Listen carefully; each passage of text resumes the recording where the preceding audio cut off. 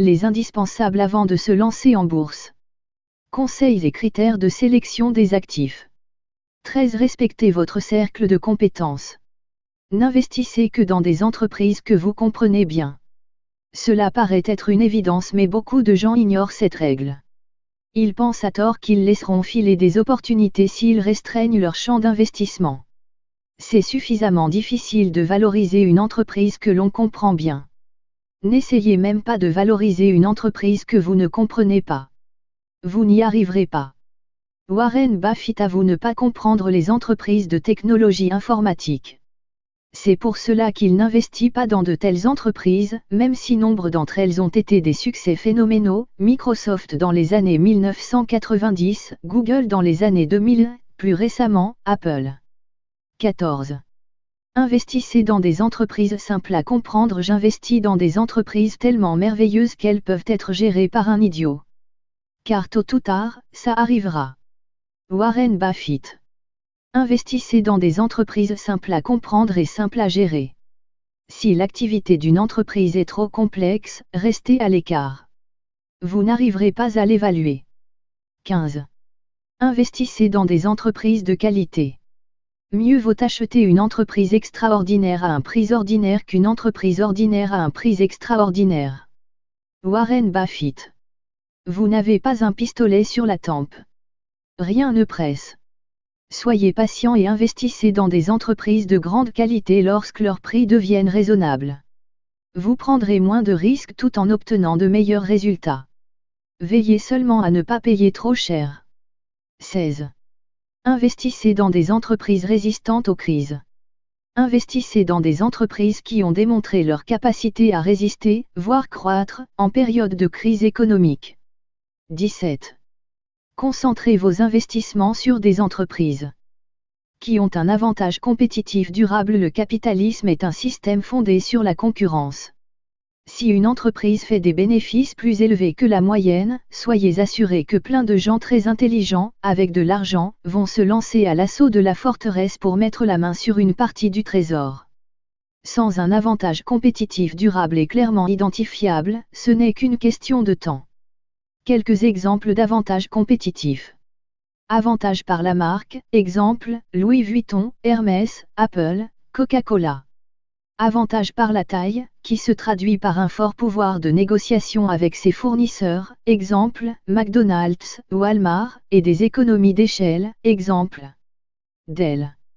Avantage par un coût de substitution élevé pour le client, exemple opérateur mobile 18. Recherchez des entreprises affichant un historique de flux de trésorerie stable. 19. Recherchez des entreprises qui peuvent facilement augmenter leur prix. Ces entreprises ont souvent en portefeuille de belles marques, McDonald's, Coca-Cola, etc. Le pouvoir de la marque leur permet d'augmenter leur prix sans perdre de clients. C'est un paramètre particulièrement important dans un contexte inflationniste. 20. Privilégiez les marques connues et reconnues. Une marque forte permet à une entreprise de fidéliser sa clientèle et donc d'augmenter ses prix sans voir ses clients se jeter dans les bras de la concurrence. Exemple.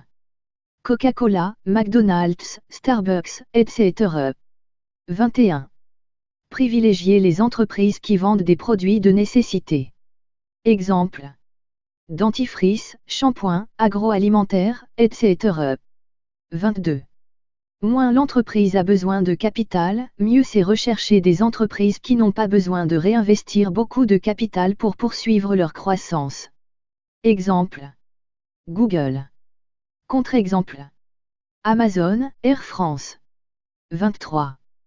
Cibler les petites et moyennes capitalisations. Du fait de la petite taille des entreprises, ce marché est peu couvert par les analystes, les investisseurs institutionnels et les médias. Cela représente une formidable opportunité pour vous. C'est un excellent vivier à titre sous-évalué. 24. Sélectionnez des entreprises avec ROE élevé. Privilégiez les entreprises qui ont un bon rendement sur les capitaux qu'elles investissent. Un exemple concret. Vous investissez 100 000 € pour ouvrir une pizzeria. Les affaires marchent bien. À la fin de l'année, votre pizzeria a dégagé un bénéfice de 25 000 €. Votre retour sur capital investi est donc de 25%. Au bout de 4 ans d'activité, vous pourrez donc financer l'ouverture d'une deuxième pizzeria. À la fin de la 5e année, vos 2 pizzerias ont rapporté un bénéfice combiné de 50 000 euros. L'année suivante, vous avez déjà les moyens d'ouvrir une 3e pizzeria. Bénéfice total annuel 75 000 euros. Et ainsi de suite. Comme vous le voyez, un bon taux de retour sur capitaux investis permet à l'entreprise de croître de plus en plus vite. C'est aussi simple que cela. Et avec un peu d'endettement, cette croissance peut aller encore plus vite. 25. Cash is king. Fiez-vous au flux de trésorerie, free cash flow, pas seulement au bénéfice. Le free cash flow est l'argent qu'il reste à l'entreprise en fin d'exercice, lorsqu'elle a payé toutes ses charges et investi dans son outil de production. Si une entreprise se trouve obligée de réinvestir chaque année tous ses bénéfices dans son outil de production, juste pour rester à flot, le FCF est très faible et l'actionnaire ne gagne pas un copec. Exemple. Les compagnies aériennes. 26. Si les dirigeants sont aussi actionnaires, c'est bon signe. L'équipe dirigeante détient elle des parts dans l'entreprise qu'ils dirigent. Si c'est le cas, ils seront naturellement plus enclins à prendre des décisions dans l'intérêt de l'actionnaire. 27. Choisissez des dirigeants bienveillants. L'équipe dirigeante de l'entreprise décide de la façon dont elle alloue le capital. Investissez donc dans des entreprises avec une équipe dirigeante qui prend à cœur les intérêts de ses actionnaires. Plusieurs choix s'offrent à elle.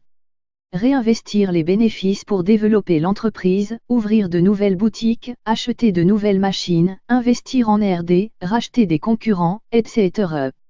Verser un dividende aux actionnaires. Racheter ses propres actions. Investissez avec des gens qui ont montré qu'ils agissent dans l'intérêt de l'actionnaire et qui savent faire gagner de l'argent à l'entreprise.